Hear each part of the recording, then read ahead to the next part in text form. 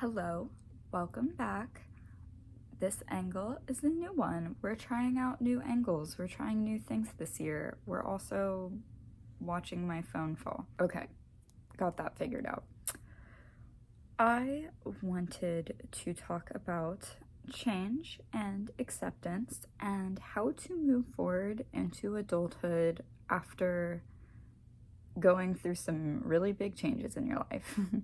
So get yourself cozy, get yourself your favorite snack, your favorite drink, and let's chat. So, I've talked about it before on this channel. I just graduated college and things have been pretty intense. I graduated, had to move back home, and then I had my graduation ceremony months later after I graduated, but then I had to get a job and I had to prepare for a lot of big things, such as like loan repayment. Yikes. And then also trying to figure out how to move forward with the degree that I have. I graduated with a bachelor's in psychology and I don't have a licensure. So that's something I have to work on, and that's something that I've been setting goals for, like things that I want to do monthly to get that done, while also maintaining a stable job and making sure all my shit's in order. So yeah, it's a lot on your plate after you graduate, and I feel like nobody really talks about that. They just talk about like, oh, you did it, like you can rest now as long as you have everything figured out. Well, I'm in the stages where I'm still figuring everything out, and it's wild. Let me tell you, it is wild. I just did my first loan repayment like literally yesterday, and I was not ready for that charge to hit my bank account. But to be fair, I kind of did it wrong, so that's on me. And that's still something that I'm learning and I have to accept happened. I feel like we are put in such difficult positions to have everything figured out, and there's so much pressure on us after we do something really big to continue making things successful for us. So I guess that's the first point that I want to talk about, and that is what makes you successful. My entire life, I've had this goal to achieve this career for myself. I've always wanted to be an art therapist, and I have worked so hard to do everything right in my degree to bring me closer to that goal.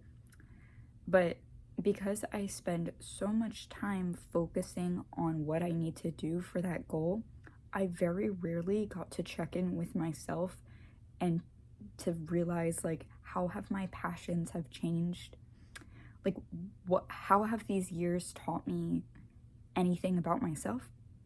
And yeah, like I know that was a bunch of word salad, but I guess the point that I'm trying to make is that when you spend so much time focusing on a goal, you rarely get to check in with yourself and recognize what you're still currently passionate about. I've always been passionate about art and being an art therapist, so in my younger years, I would spend so much time making art because that would truly bring me happiness. Now that I've combined that hobby with a career, I've spent so much time doing the work and not as much time doing the hobby that I like combined with that. I can't remember the last time I really sat down and finished a piece of art that I'm truly proud of and I feel fulfilled by. And even though I'm successful in one way where I've completed this goal, I graduated, I don't truly feel fully successful because I haven't done the other part of that, and it's the part that makes me happy. I have given up the true things that make me happy in order to achieve another form of success, and that doesn't really speak authentically to me. I'm authentic in the way that I do feel very proud of myself for everything that I've done, but I don't feel authentic as this graduate with a psychology degree who doesn't see herself moving forward in the same direction that other people would, like doing counseling or being a psychologist or being a therapist. I mean, like, of course that's what I want to do, but I don't feel like I'm even fully prepared for that. I feel like there's still so much to learn, and it has me grasping and yearning for those years that I spent in college to continue, even though I'm also just so fully relieved to be done with that. It's such a weird transitional period, and when you finally get the chance to just exist, you're hit with a wave of, oh shit, I have to make a decision now. I guess that's the other thing that kind of goes in hand with what I was talking about, being successful.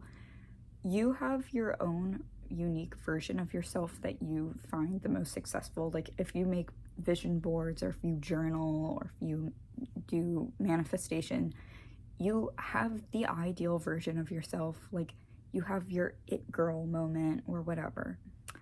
And then you want to go and achieve that, but you hardly spend any time figuring out if that is just a projection that's been placed on you because of the media that you've been consuming, or like if there's people around you that are influencing that version that you're yearning for. Like you need to spend time figuring out what authentically speaks to you. I think in this day and age, we have a hard time finding authenticity because of social media and the way that aesthetics come and go. I mean, like, someone could want to be a morning person all the time, and they want to, like, wake up feeling like they're the it girl, or they're a clean girl, they have the clean girl aesthetic, or the successful businesswoman aesthetic.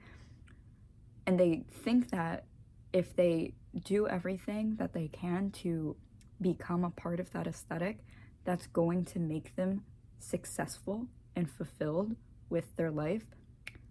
But that's only because they're pandering to an ideal version of themselves that's been projected onto them by others.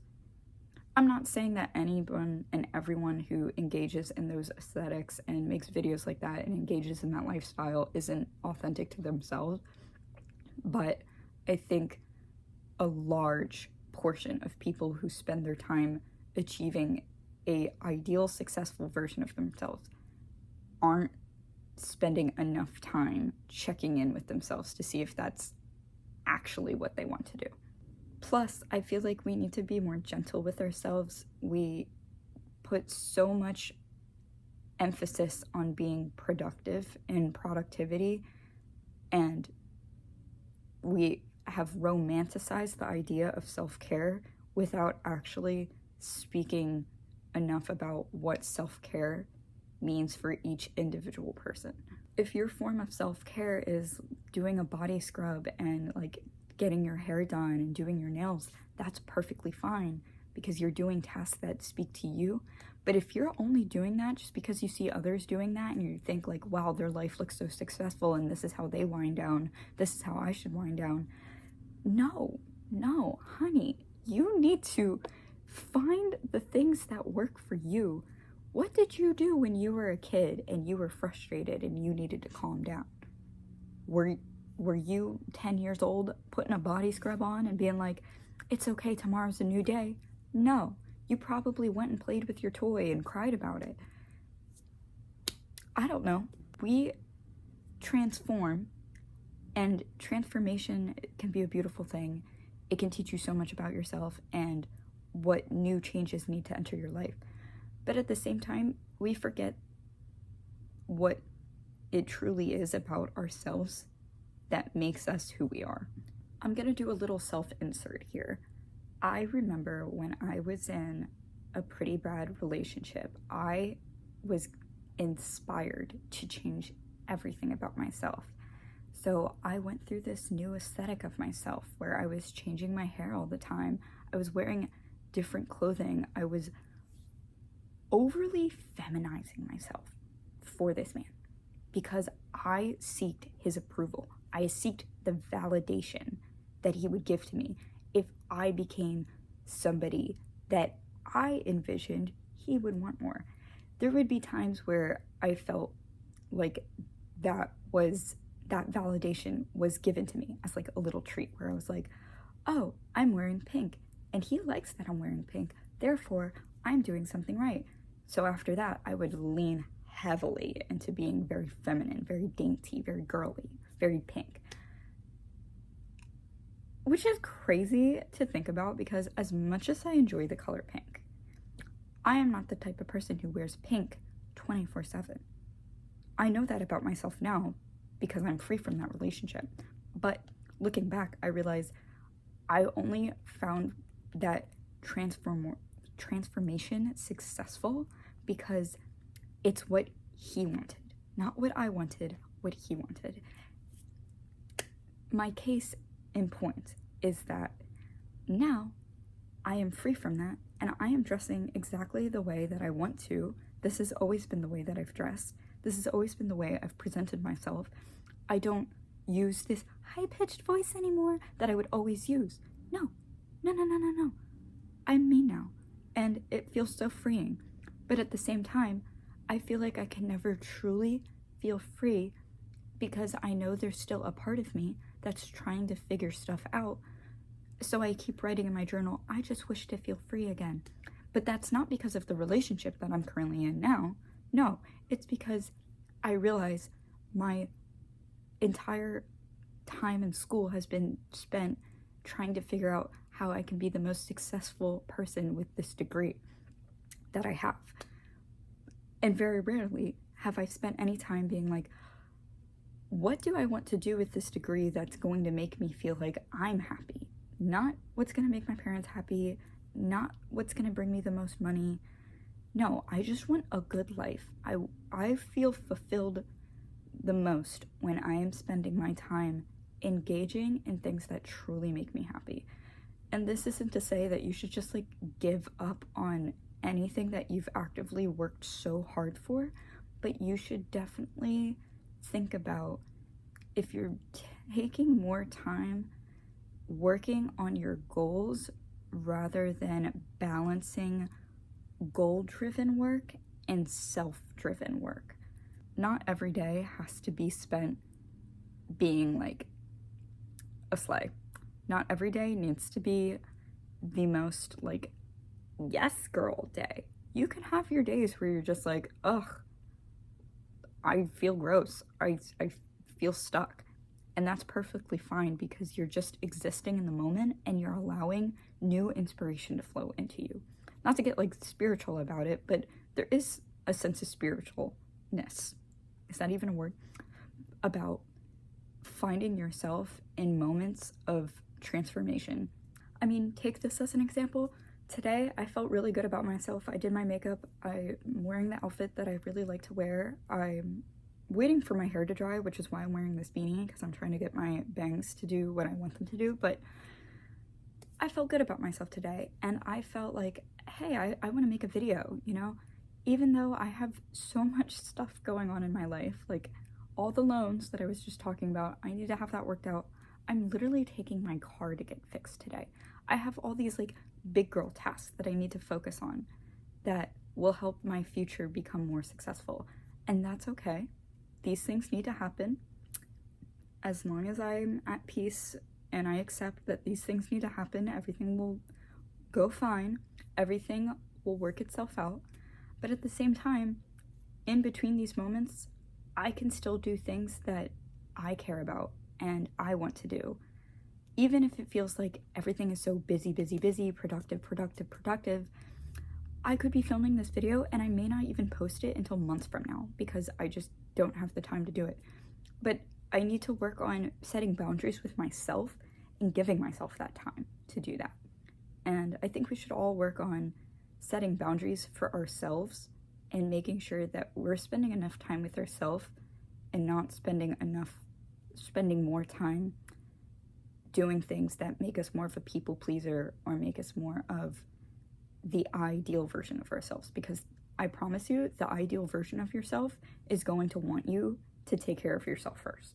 Some mantras that I've been clinging onto for this month of July have been nothing changes if nothing changes. And I think that can be seen in like a negative way and a positive way. The negative way is that like you start to accept that if something is going really bad in your life and you start to feel powerless about it, you feel like you don't have any control, you need to redirect that frustration about control into a kind of growth mindset where you have to accept that you can't control everything. If nothing changes and you're not seeing changes based on the work that you're putting into it, or you're upset with somebody else because you thought they would be a better person, you have to start accepting that if nothing changes about that situation or scenario, you don't always have the power to control that. But you do have power over how you control and regulate yourself.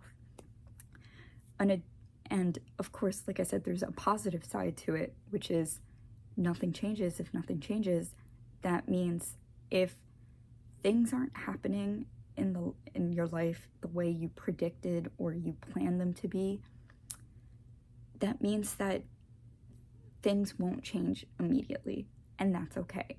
That's it. Kind of, the mantra kind of serves as like a way to motivate you to take action. If you're like constantly manifesting that you have $1 million, but you're not doing anything to go out and strive and work for that, then nothing's going to change from that. You see what I'm saying, girl? Like, come on. It's in the message itself. Nothing's going to change if you don't allow and let things change. I think that also goes in hand with the saying, if it's meant to be, it will be. And that one is more of a calm down mantra, because it's basically telling you, if you're hoping for something to happen immediately and things don't happen, things go away, if things come back to you, then maybe it is meant for you to come back into your life. Maybe it is meant for that person or that situation or that career, that goal. Maybe it is meant to be there. But you will only know that by just allowing those scenarios and things to exist.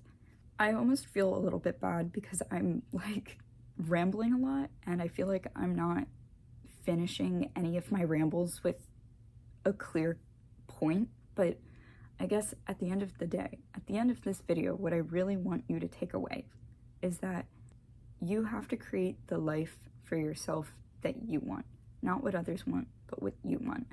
You have to give yourself your own mantras, your own self-soothing ideas that help you ground yourself and motivate you to start doing things for yourself that help you feel fulfilled the most. Not every day has to be spent working on success. You're going to be the most successful version of yourself once you start taking care of yourself and your needs and connecting to the things that make you feel most authentically you. If you made it to the end of this video, I appreciate you so much, and I do hope you walk away feeling kind of relieved knowing that you aren't alone in this struggle to enter adulthood, and you're not alone in your own transformation. Things will work themselves out, and even when things feel stressful, you have to know that at the end of the day, you will always have yourself. You will always have your own back, and that's more powerful than any validation that anyone could give you. Thank you so much for watching this video. I hope you stick around for more videos in the future, and I hope you have a lovely day. All right, bye.